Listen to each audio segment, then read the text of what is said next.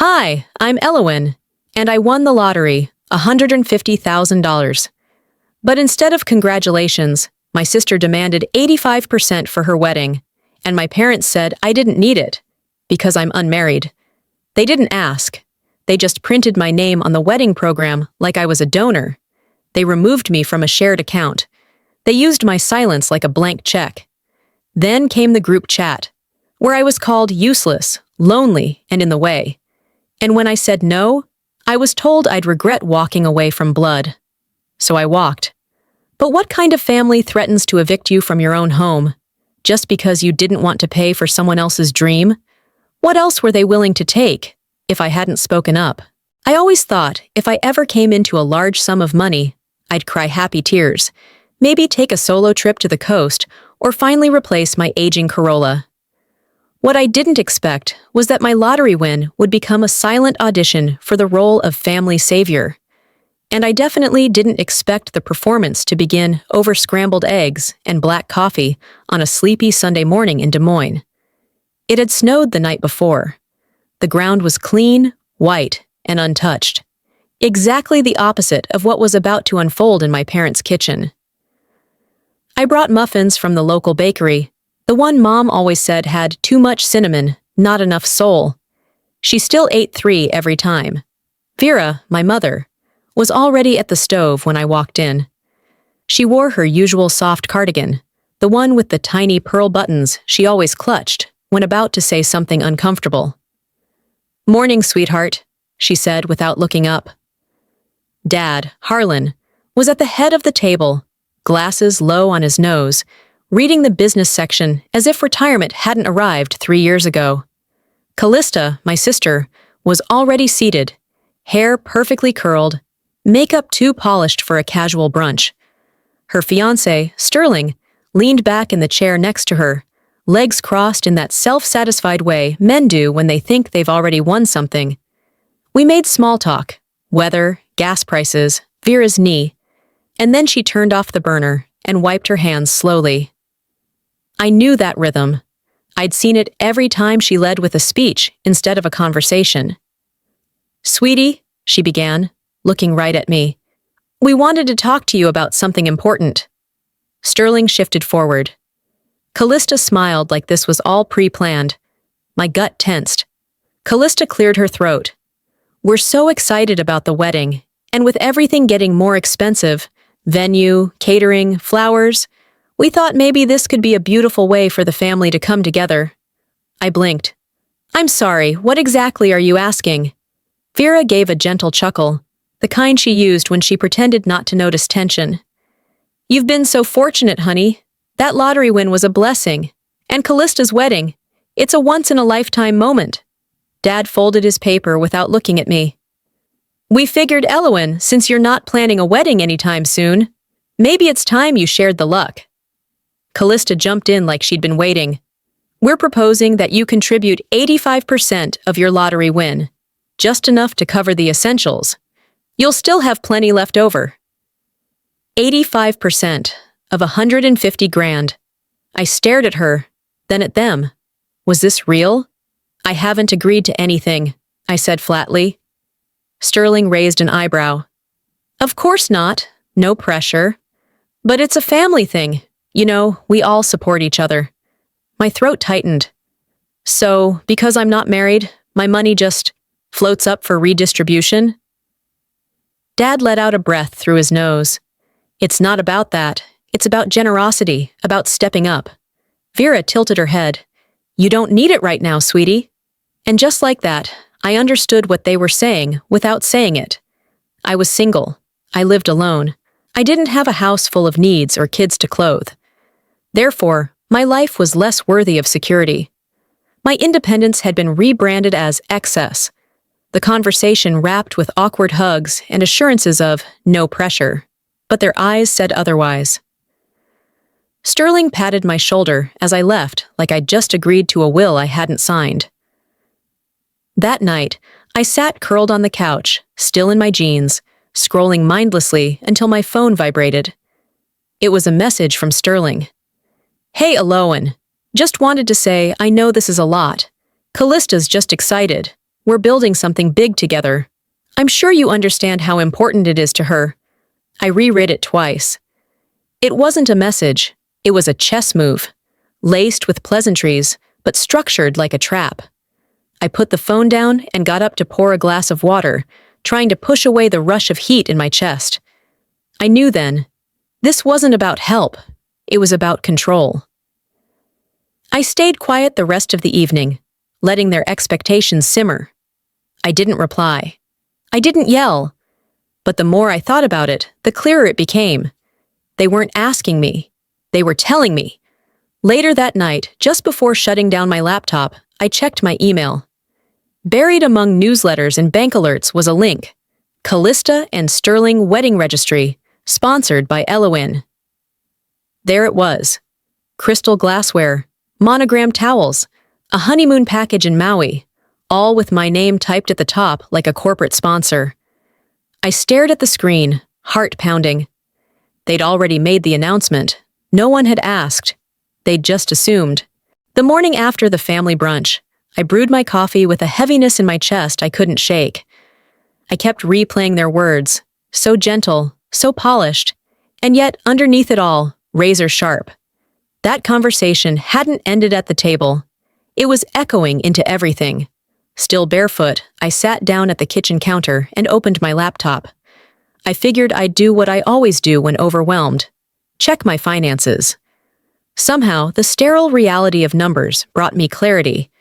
But before I could log in, a subject line caught my eye. Callista and Sterling Wedding Registry, sponsored by Eloin. My finger hovered over the mousepad. I didn't remember clicking it, but the page was suddenly open, glaring back at me in cursive script and blush pink borders. There it was. My full name, in bold. This beautiful day would not be possible without the generosity of Eloin Lindell. Scrolling further down, I found the items. Designer china, a $6,000 honeymoon suite in Maui, monogrammed linens from Paris. Even a customized wedding arch imported from Italy. I hadn't seen these before, hadn't heard about any of it. And yet, there it all was. Funded by me. I clicked the guest list tab. Aunt Marianne had left a heart emoji. Cousin Daniel had commented, "Wow, Eloin's the best." Someone from Sterling's side had even shared the link. I felt like I was looking at a script I didn't agree to perform in, but they'd already given me the starring role. I closed the laptop slowly and just sat there, staring at the mug in my hands. The steam had gone cold. That week, it was like the world had been tipped sideways. At the grocery store, the cashier smiled too wide when I paid. "Your sister's wedding's gonna be gorgeous," she said, scanning my almond milk like she knew me. At church, Aunt Joanne leaned in during coffee hour and whispered, "So, when will you be wiring the money to Sterling's account? He mentioned he's finalizing the booking this week." I stared at her, trying not to show the flicker of rage beneath my calm. "I'm sorry," I said. "I haven't sent anything." Her expression faltered for half a second, just enough to know she hadn't expected that. "Oh, well, I just assumed, since they said—" "Never mind." The whispers continued. "That's so generous of you, Eloin. She's always been the practical one. Well, she doesn't have a wedding of her own to pay for." I didn't scream. I didn't confront. I just listened, and every time someone smiled at me too kindly, it twisted deeper. What bothered me more than the assumptions was the silence. Callista never called. Not a text, not an email, nothing to explain. No thanks, no, I hope it's okay, not even a wink of acknowledgement. She was letting the lie breathe. Feeding it, even. They didn't want kindness from me. They wanted my compliance. My name was being passed around like a charity sponsor. Eloin the benevolent. Eloin the backup plan. And Callista? She stood back and let them believe I had offered. She knew how this town worked, how people talked. Once a narrative took root, it grew faster than truth could ever catch up. That night, I sat alone in my room, watching the shadows shift on the wall as the sun disappeared. I thought about calling her, about demanding an explanation, about screaming, but I didn't. Instead, I opened my banking app. I reviewed the lottery deposit, the untouched balance. Then, I locked the account with new credentials, changed the security questions, added two-factor verification. This wasn't a retreat. It was a quiet reinforcement. I wasn't ready to explode yet, but I was done standing still. Later, brushing my teeth, I got a notification on my phone. Instagram. Callista had posted a photo of her and Sterling under fairy lights, holding champagne glasses mid-toast. Caption: feeling so grateful to my sister Elowen for making our dream day possible. My thumb hovered over the screen. They weren't thanking me. They were announcing ownership. It started with a declined transaction at the pharmacy. I was trying to pay for a prescription. Nothing major, just something routine. I swiped my card, and the cashier frowned. "It's not going through, ma'am. Want to try another?" I did. Same result. By the time I got home, I was annoyed enough to pull up the app for the family-linked savings account, an account I had contributed to for years. Birthdays, house maintenance, even an emergency vet bill for Dad's dog that nobody else remembered paying. I opened the details. My name was gone. No trace, no access, no notification, just gone. I sat in the stillness of my apartment, the room suddenly colder than it had been a minute ago. I didn't call anyone. I didn't need to. The message was clear. This wasn't just about the wedding anymore. This was about erasure, quiet and absolute. 3 days later, I got a text from my mother. "Dinner on Friday? Just the two of us. Let's clear the air. Love you." I agreed. Not because I thought she meant it, but because I needed to see how far they'd take it. Friday evening, I arrived at my parents' house. The porch light was on, and the dining room glowed softly through the windows. I could smell rosemary chicken from the driveway, my favorite. Inside, the table was set for 4, not 2. I should have walked out right then, but I didn't. I let myself be seated, complimented the meal, and even helped pour the wine. It was all a play. The dinner, the lighting, even the choice of music playing low in the background. It was too rehearsed. Halfway through the second course, the door opened. Callista walked in, all smiles. Sterling followed, uninvited and unapologetic. "Oh," I said, "so it's not just us." Vera smiled like she was smoothing over a minor oversight. "We thought it might be helpful, a chance to talk openly." "Like a family," Harlan added, folding his hands over his plate. The conversation started slow. Questions about work, my new project, the weather. Then Callista leaned forward, elbows on the table. "Elle, I know you've been feeling pressured. That's not what we want," Sterling chimed in. "It's just that things are time-sensitive. Vendors need payments. We thought maybe if we all talked calmly." I cut him off. "You mean calmly convince me to hand over money?" He blinked, clearly not expecting me to be direct. Vera reached across the table. "Honey, we just want to make sure this doesn't divide us." "You're 3 people who ambushed me under the pretense of dinner," I said. "You think I don't see that?" Silence. "You didn't invite me to talk," I added, standing. "You invited me to obey." Vera's expression faltered for the first time. Harlan shifted in his seat. Callista looked down at her plate, like she'd only just realized what we were eating. I picked up my coat from the back of the chair. "Thanks for the meal." No one followed me out.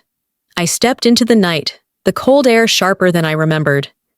I sat in my car for a long time, engine off, fingers clenched around the steering wheel. "They don't love me less," I whispered. "They just love control more." And suddenly, a memory. 5th grade, the school play. I'd wanted to sing solo. Vera told me not to. Said it would make the other kids feel left out. "Don't make waves," she'd said. "It's just easier." I'd believed her. But not this time. Not now. Back at my apartment, I locked the door behind me and went straight to the small file cabinet in the corner. It had been untouched for months. I opened the bottom drawer and pulled out a red folder I hadn't looked at since the day I got the check from the state lottery. On the tab, it read, Inheritance Advisory, Confidential. I ran my hand over it, feeling the weight of the decision forming beneath my skin. If they want a negotiation, I said softly, they'll get one. I didn't go to see her for forgiveness. I went to see how much she was willing to hide behind her smile. And that morning, Vera was all politeness. Honey in her voice, floral perfume drifting faintly through her kitchen as she poured me a cup of chamomile like it was some sort of offering. We sat across from each other at the small round table she'd had since I was in high school, the one with a faint burn mark from when Callista once placed a hot pot down without a trivet. I watched her fingers circle the rim of her teacup, perfectly rehearsed, just like every word that would follow. I'm glad you came, she said, taking a sip. This tension between us, it's not who we are. I didn't say anything. I let the quiet sit there between us, thick and uncomfortable.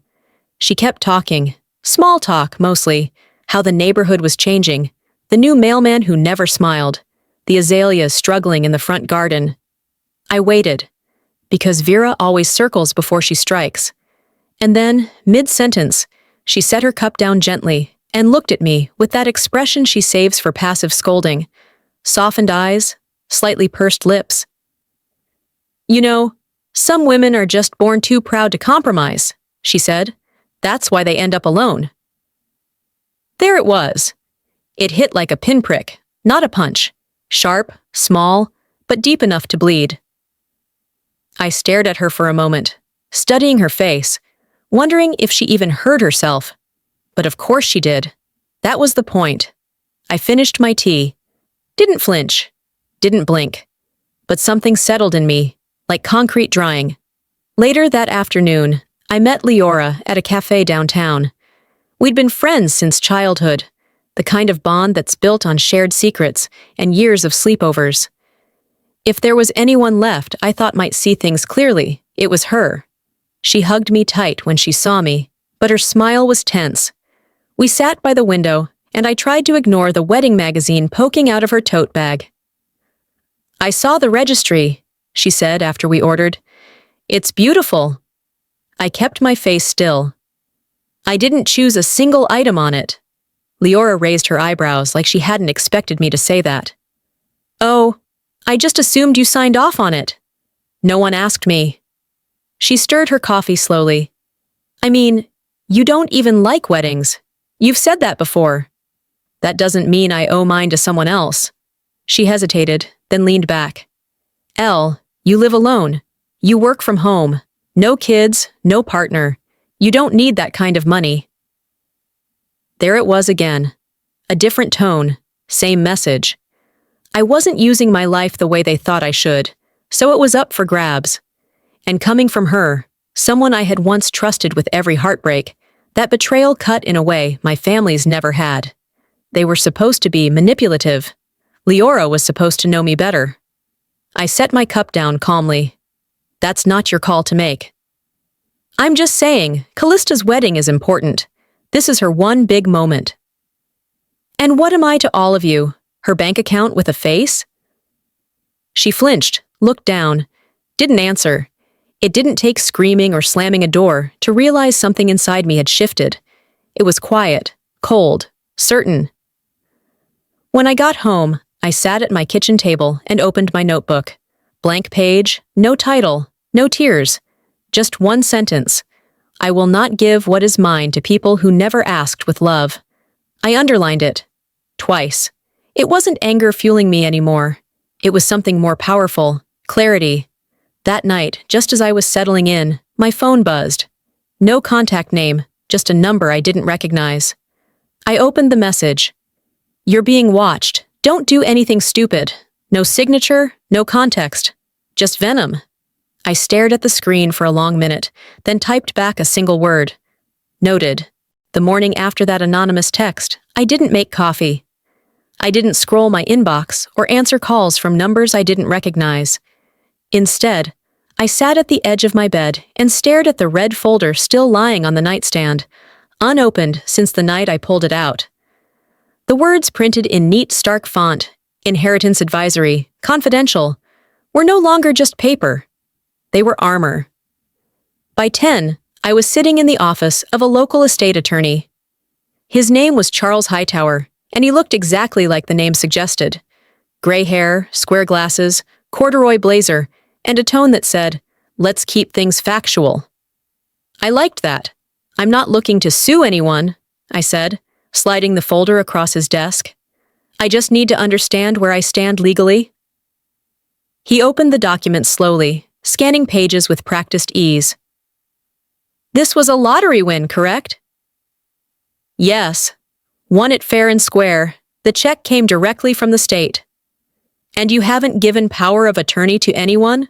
No joint accounts? No verbal agreements? Text? Email? Anything?" "Not a thing." He nodded. "Then it's yours. Entirely. No one can touch it unless you allow it in writing." Just like that, a strange sense of gravity shifted in the room. I wasn't floating anymore. I was anchored. Charles glanced at me over the top of his glasses. "Why do I get the feeling someone's trying to convince you otherwise?" I gave him a small smile. "Because someone is." That afternoon, I met my cousin Jenna for lunch. We hadn't spoken much recently. She'd moved out of town, married a man who taught philosophy at a community college. She didn't come with an agenda, which made her a rare breed these days. "So," she said over her salad, "Callista told everyone you were footing the bill for the vineyard." My fork paused midair. What?" "She said you wanted to surprise her. That's why she didn't announce it earlier. But yeah, she already put down the deposit last week." Jenna pulled up a photo on her phone, a receipt from some email thread. There it was. Deposit, $12,000. Memo, sponsored by EG. My initials, my non-existent gift. My name, already spent. The sting started in my stomach and curled its way up to my throat. I placed my fork down gently. "She didn't ask," I said, more to myself than to Jenna. Jenna blinked. "You mean, you're not actually paying for it?" I never agreed to any of this. For the first time, Jenna's expression shifted from curious to concerned. I think she's in deeper than she's letting on." I didn't answer. I stood from the table, kissed her on the cheek, and left my half-finished sandwich untouched.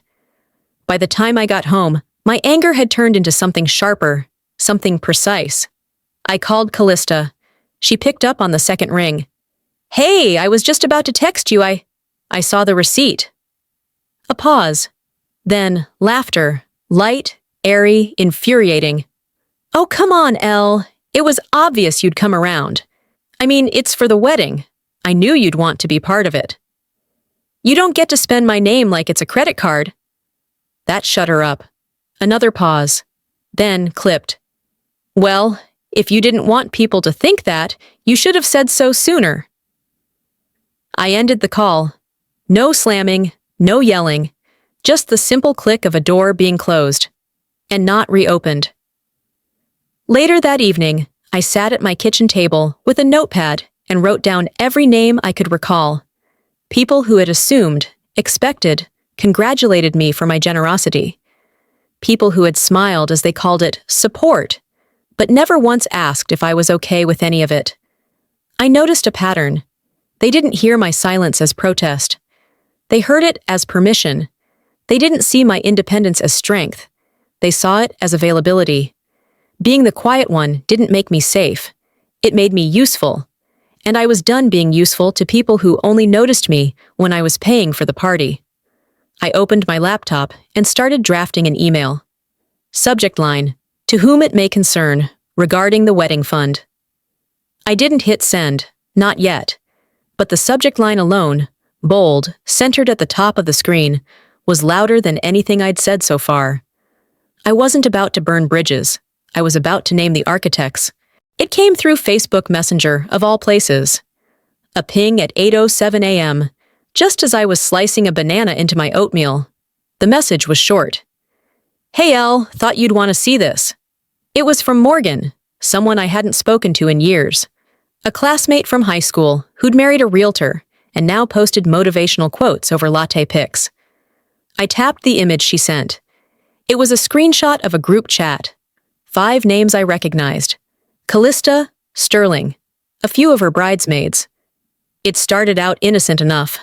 Talk of napkin colors and flower arches. Then I saw my name. She's hoarding money like she's got a trust fund to maintain, Callista had typed. Lives alone in that shoebox. No future plans. She doesn't need it. We do. The response came from Sterling. At this point, she's just being spiteful. The wedding's not even about her. I closed the app. Not out of shock. No, by this point, I'd traded that in for something sturdier. It wasn't just a slap. It was a strategy. They weren't trash-talking me. They were building a case, justifying the theft before it was even committed.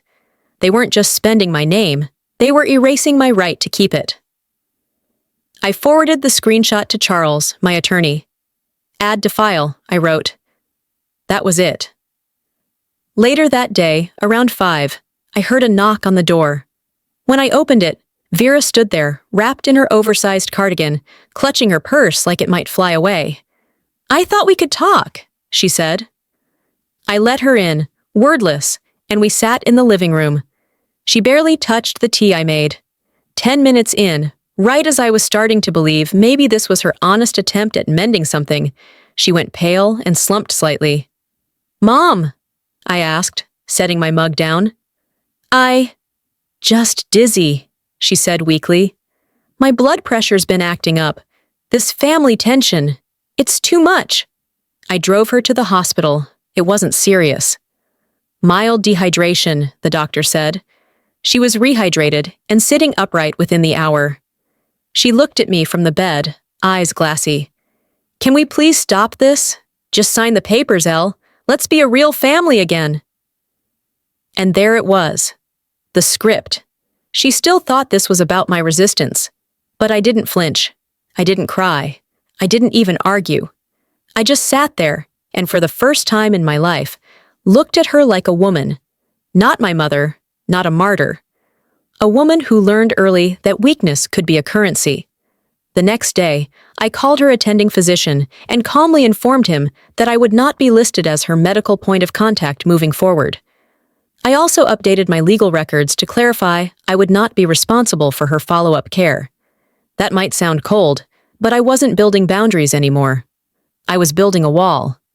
By nightfall, I had changed every password, encrypted every folder tied to my finances, and locked down anything remotely connected to the lottery winnings. I sat at my kitchen table, lit only by a desk lamp, and clicked through every confirmation email like I was resetting my life, one string of characters at a time. I wasn't escalating, I was preparing.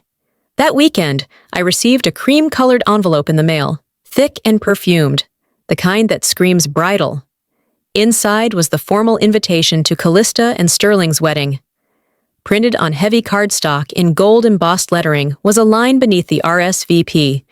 Primary contributor, Elowen Grace Lindell. Not guest. Not sister.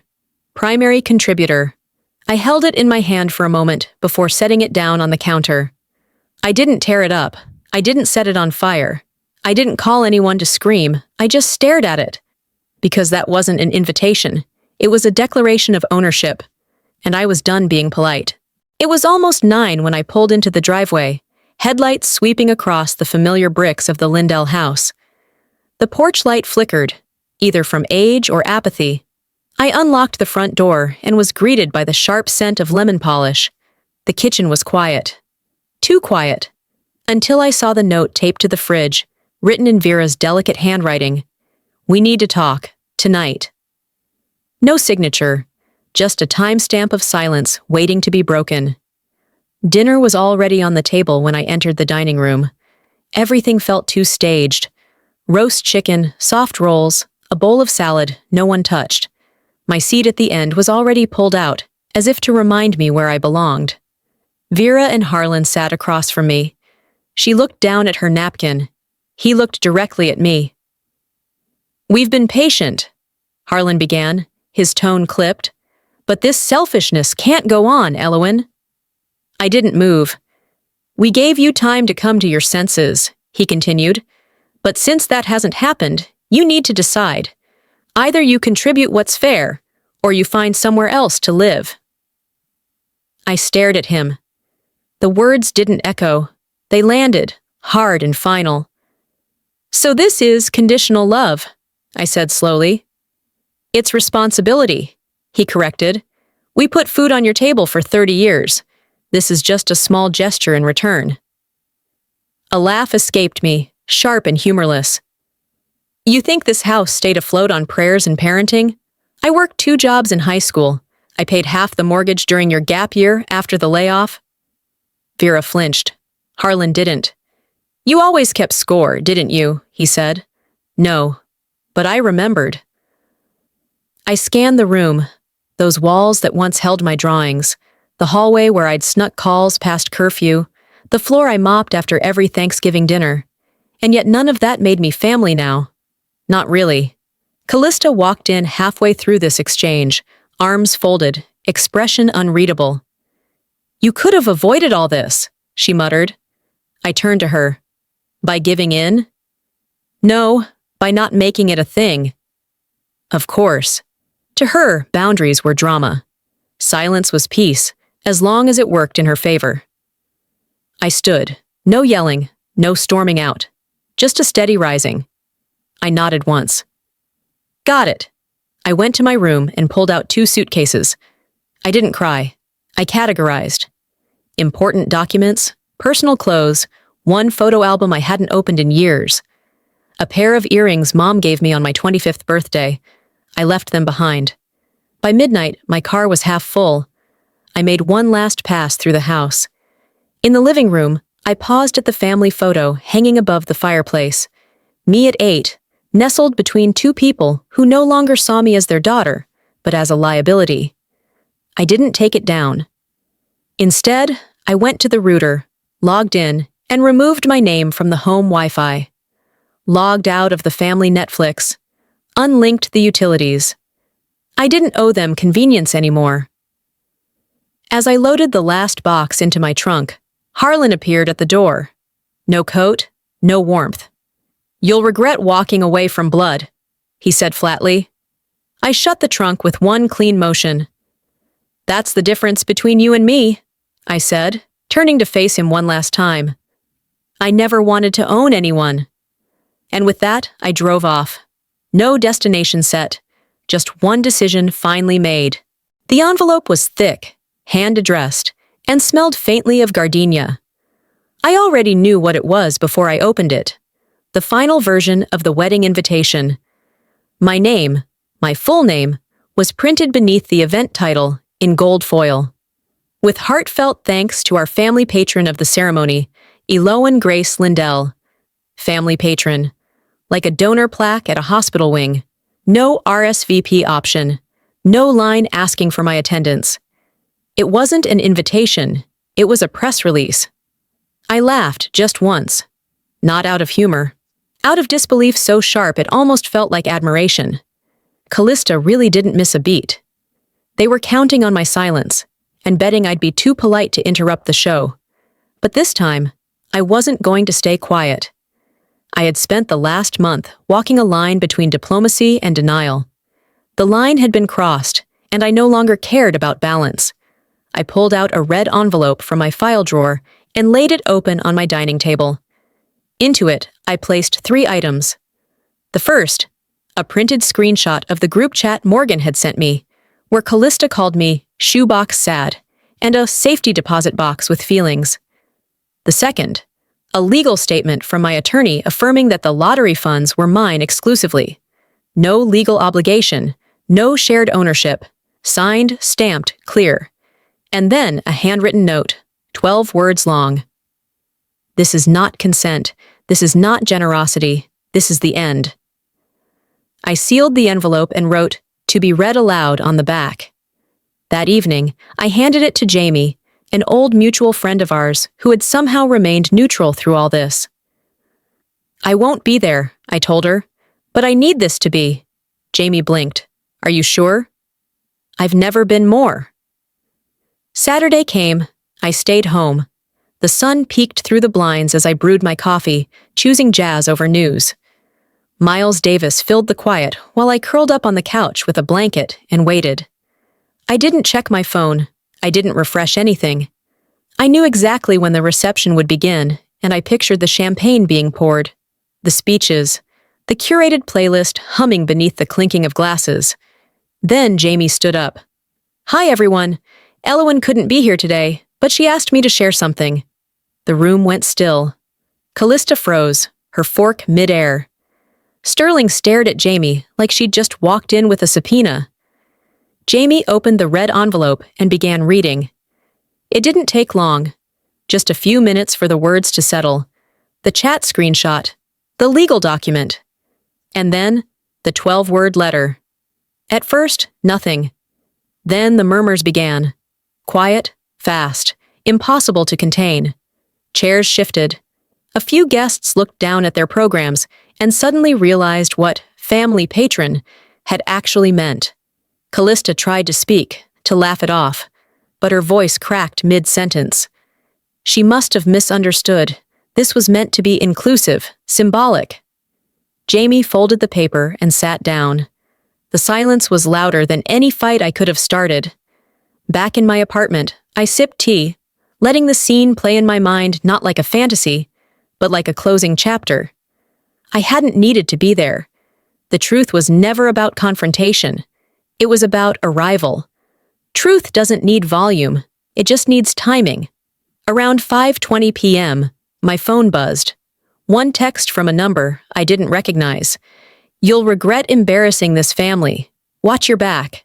I locked the screen, set the phone face down. Funny, really, how the people who used your silence as a shield panic the most when you finally use your voice. The morning after the wedding, I woke up to 347 notifications. At first, I thought it was a glitch, some spam campaign or an app update gone rogue. But as my phone kept buzzing, the truth set in. Someone had posted the video. It wasn't me. Jamie had taken it upon herself to upload the moment she read my letter aloud, pairing it with my recorded voice reading the final line. She added soft background music and one title, "What Family Isn't Supposed to Do." By noon, the clip had over 90,000 views. Comments poured in, supportive ones at first. She said what needed to be said. My sister did the same to me, but I never had the guts to stand up. This woman deserves peace. And then came the backlash. DMs, tagged posts, email spam. "You ruined her wedding." Jealous much? Some of us dream of that day our whole lives. You just wanted the spotlight. A few messages were less poetic. Threats, one-liners with too many exclamation points. One that simply read, "Watch your back, spinster." One message even included my office address, which meant someone had dug deep enough to connect me with a freelance contract I'd taken last year. I forwarded the worst of them to Charles. He replied within the hour. "I suggest we file for a temporary protection order and consider locking down any traceable employment info." I nodded to no one and shut my laptop. Later that day, I walked the path around Gray's Lake alone, wrapped in my coat, the sky hanging gray above me, like it couldn't decide if it wanted to rain. A runner passed me, headphones in, oblivious. I heard my father's voice in my mind. "You'll regret walking away from blood." But the only thing I regretted now was not walking sooner. I sat on a bench and stared at the water. Not because I needed to cry, I was past that, but because I needed a place to set the anger down, even briefly. My phone buzzed again, but I ignored it. Instead, I opened an email from a name I didn't recognize. Subject: "You don't know me, but I was you 10 years ago." The message was short. A woman named Kathleen wrote to say she had paid for her sister's wedding, given her everything, and then watched as she was slowly erased from the family narrative. "You think speaking up will feel good," she wrote. "It doesn't. It just feels necessary," I wrote back. Then I posted in a private forum. Then I created a page. Unmuted Daughters was born that night, a space for women like me, the ones labeled difficult the moment they stopped being convenient. Within 48 hours, I had 63 messages. Then 91. Then 137. Stories of inheritances stolen, caregiving weaponized, and weddings used as leverage for control. One woman had sold her car to cover her brother's engagement ring. Another paid off her sister's student debt and was later blocked on Facebook. They didn't want revenge. They wanted recognition. I gave it to them. Late Sunday evening, a letter arrived, handwritten, no return address. The envelope was heavy, expensive. I knew who it was from before I even opened it. 4 words centered on a cream sheet of paper. You win, for now. I folded it once and fed it into the shredder without a word. There was no win, just the truth, and the space it created for something new. Callista went live on Instagram the following Thursday at exactly 8:30 p.m. I knew the time because several people texted me before it even happened. Screenshots of the Live Now banner with her freshly filtered face, the glow of soft light behind her, and the caption, "Setting the record straight." I didn't tune in right away. I waited until it was archived, watched it without the pressure of real-time emotion. The video started with her sitting on a velvet armchair, shoulders wrapped in a neutral-toned shawl, eyes damp but strategically mascaraed. Soft instrumental music played in the background. The production value was unmistakably intentional. "I never wanted any of this," she began, voice trembling. "I just wanted my family together. But things got misunderstood. There's been a lot of pain, a lot of assumptions." She never addressed the chat logs, never referenced the letter, never mentioned the legal documents. Just a blur of vague sorrow, a generous helping of "I was blindsided," and one particularly sour line. "My sister has always been reserved. Maybe she just didn't know how to be part of something joyful." The comments were split. Some offered her virtual tissues. Others called her out. "Address the screenshots. Say her name if you're going to hint at her trauma. Nice lighting. Where'd you get the pity kit?" I didn't respond. I didn't post. I didn't hit like or report. Because silence doesn't mean surrender. Sometimes it means you've already won. I saved the video, sent it to Charles with a brief note, for the file. Then I opened a new browser tab.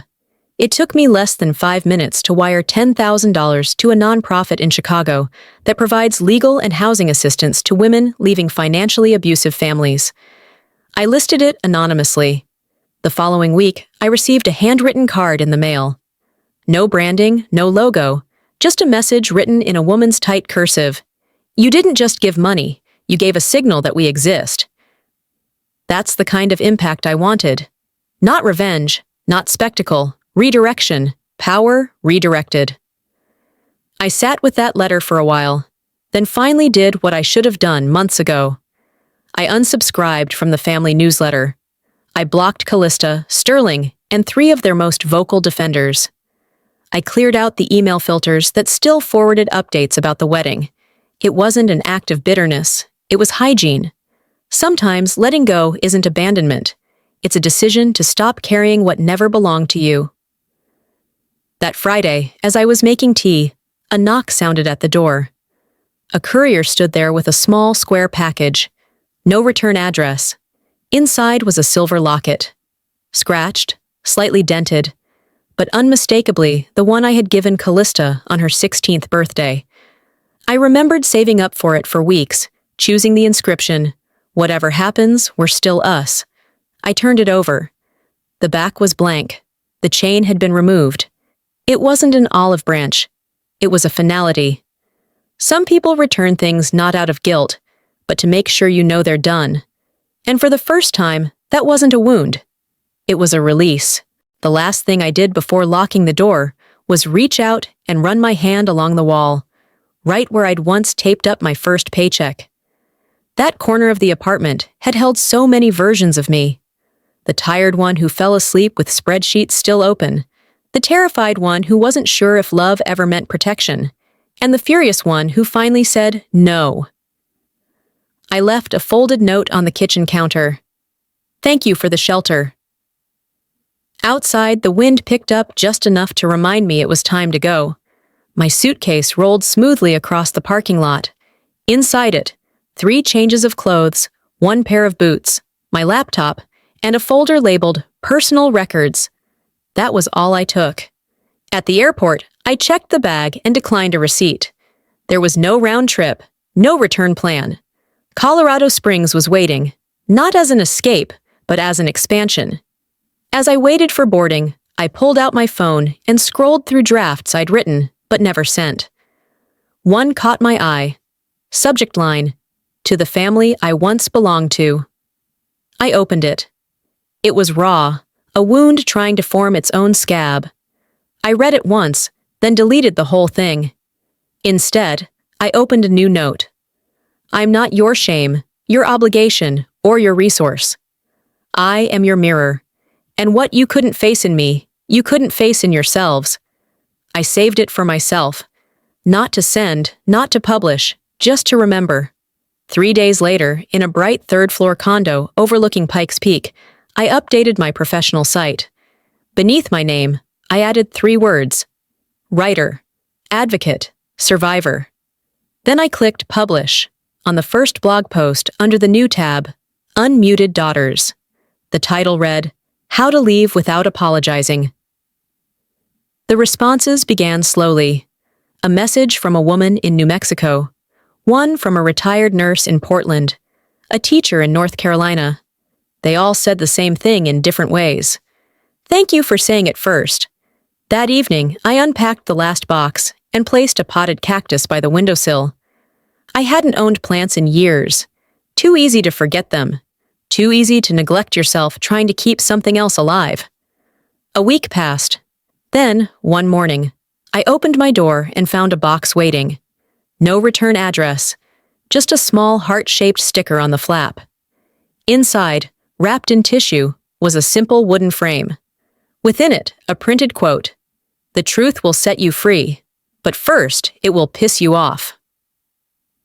Gloria Steinem, I smiled, not because it was poetic, but because it was honest. As I turned it over to check the back, my phone rang. Unknown number. I let it ring twice before answering. "You don't know me," a woman's voice said, calm, deliberate.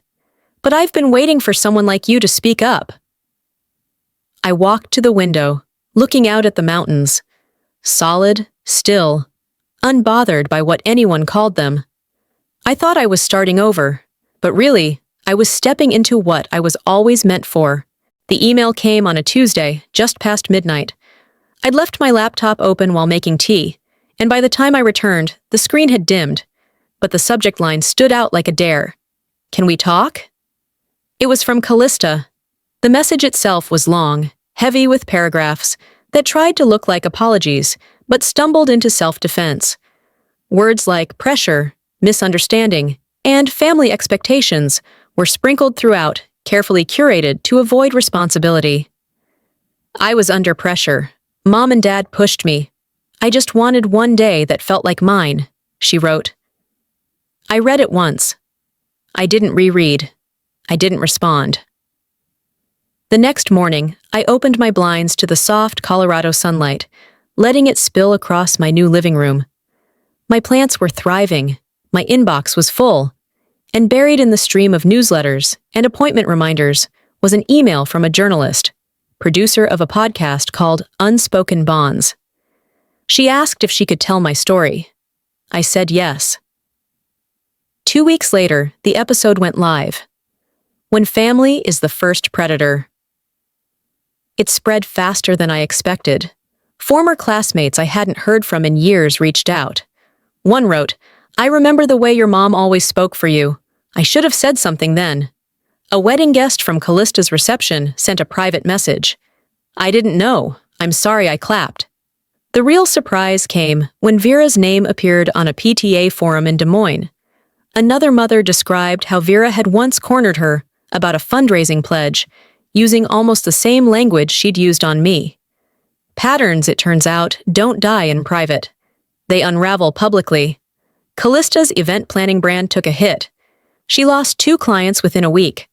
Another posted a polite but clear update. "We've chosen to work with someone else, someone whose values align more closely with ours." None of it was my doing. I hadn't posted. I hadn't spoken. I'd simply let the truth breathe. And that was enough. Meanwhile, I'd begun consulting with women's advocacy organizations.